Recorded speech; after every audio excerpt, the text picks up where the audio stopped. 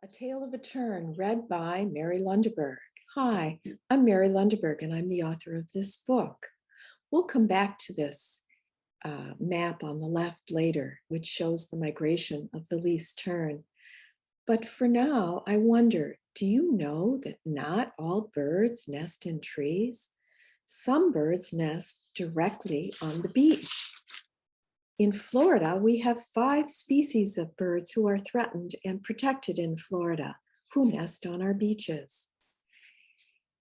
This story you're about to read is a story of one least tern named Marco and his journey from being a chick to a parent. As you read along with me, think about these questions. What kind of difficulties do beach nesting birds have? How do humans disturb beach nesting birds? What do the dogs in this book do to the beach nesting birds? Later, you can refer to the glossary for any bold-faced terms found in the text. On the left, you see a least tern offering a mating gift. On the right, you see some black skimmers flying over the Gulf. Above the waters off a barrier island in the Gulf of Mexico, the shrill calls of least terns mix with the loud barks of black skimmers and the crash of waves, adding a touch of Mother Nature's music to the warm day. It is May, and the moist air is thick and salty. At the south end of the island is a large sandy beach that borders the Gulf, its tide pools swimming with prey. As the tide goes in and out, so do fish, dolphins, and sea turtles. Brown pelicans and terns dive for fish. One diver, a male, is a least tern, at about 9 inches long, the smallest of all the terns. For a moment, he hovers above the Gulf water.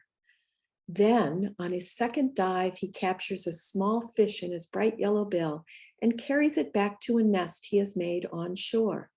The nest is just a shallow depression scraped out of the loose sand and pebbles, about half a mile from where the black skimmers have chosen their own nesting site. His mate awaits him at the nest with Marco, their newly hatched chick, and he holds the wiggling fish close to Marco's bill. Marco opens his little beak wide to receive his first big meal and struggles to gulp it down whole. Delicious. Marco's mom eyes her firstborn chick as he eats. Marco had recently cut his way out of his shell, and she had snapped up the top half and carried it some distance away from the nest. Now she needs to take the bottom half away so that predators will not be attracted by the scent. She tugs at the shell with her bright yellow beak and takes off, but Marco's bottom is still attached to it. Plop! He tumbles to the sand, but the sand is soft and he is downy, so he isn't hurt. Mom frees Marco from the eggshell. Then she's off to drop the shell in the mangroves at the water's edge, far from where she is brooding her young. She returns quickly to tend to Marco gently, and now Dad goes out again in search of fish. Another egg, not yet hatched, is snuggled under Mom's warm body in the shallow scrape made in the sand. Marco stays near the nest for his first few days. But now he shares the nest with his sister, Sandy, who hatched a day after him. Both parents tend to them, bringing them tiny fish and shading the chicks from the hot sun with their feathers. The terns swoop down over the Gulf, lower their belly feathers so they soak up water, then return to the nest to drip water onto the chicks to cool them off.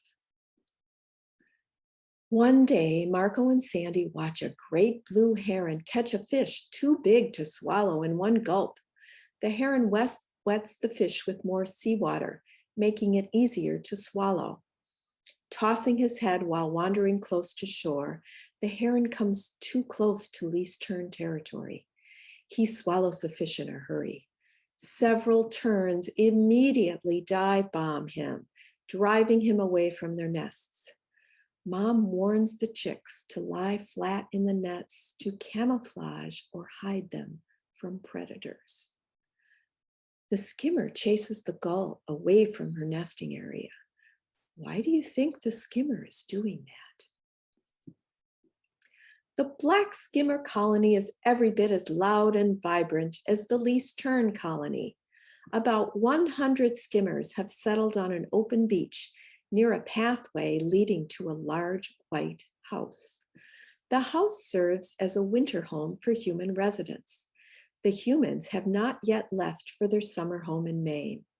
It is late in May, and both colonies are alive with roving chicks and protective parents, willing to battle anyone, even members of their own species, if their chicks seem threatened. One such threat is that White House, where a family of humans is hosting some guests and their 2 frisky dogs. Suddenly, the door of the White House opens and 2 teenage boys run down the path to the beach with both dogs chasing them.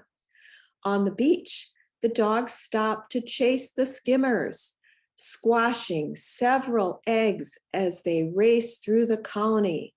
The entire colony is flushed from their nests. And in the photo, you can see the skimmers have departed. They have been flushed. The boys play catch with a ball, while the dogs, tails wagging furiously, seek to join in the game.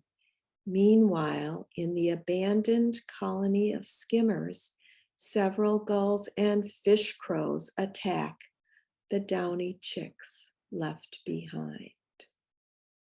The chicks can't fly, so the fish crows have gotten them. A week later, Marco's down has begun to be replaced by feathers, and he has begun to explore his world. He wanders down to the shoreline, where he sees other shorebirds looking for worms and coquinas. A long-legged snowy plover chick chases a fly.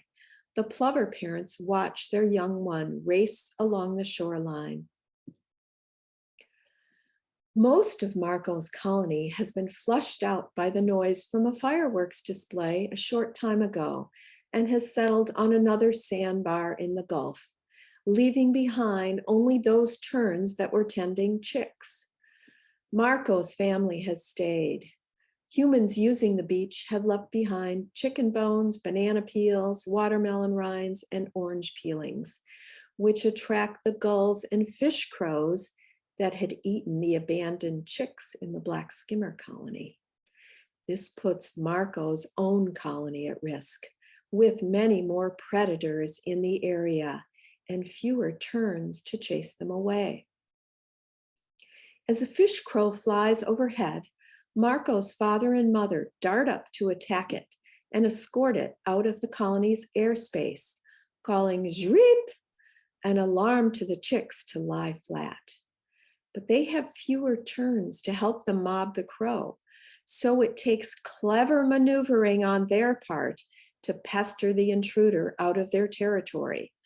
A nearby gull sees the untended, helpless chicks in the nest. Lunch! The gull approaches, eyeing the chicks. But just as he closes in, Marco's father returns. He stands near the nest by Marco and Sandy and squawks loudly at the gull to leave. Reluctantly, it does. Marco and Sandy like to forage in the rack line in the early morning before humans start walking the beach. They find all sorts of delectable food morsels entwined in the seaweed, sticks, and shells. On another day, the humans make a lot of noise on the beach, singing and shouting such that the terns can hear them half a mile away. Then the humans release dozens of helium-filled balloons into the air. Most are blown out over the water, and a few drop to the sand and burst. But eventually, all lose their helium and drop to earth or water. The waves and nighttime onshore breezes carry the debris to the least tern colony. After 3 weeks of trying, Marco fledges, flying a short distance to test his wings. It will be several weeks before he learns to dive and capture his own fish. His parents listen for Marco's call and know where to find him, and they continue to bring him and Sandy delicious fish.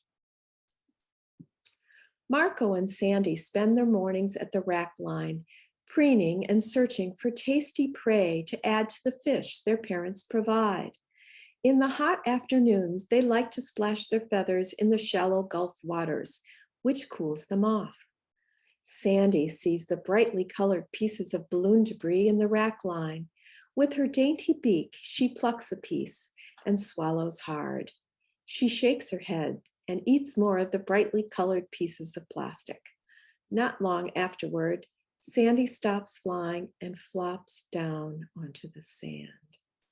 She doesn't want to eat any more delicious fish from Dad or pick through the rack line for yummy morsels. For some reason, Sandy can't poop either. Marco and his parents watch as Sandy no longer can eat or move. Slowly, she dies. What do you think happened to Sandy? What did the humans do to disturb the beach nesting birds? What did the dogs do to the birds? This ends part 1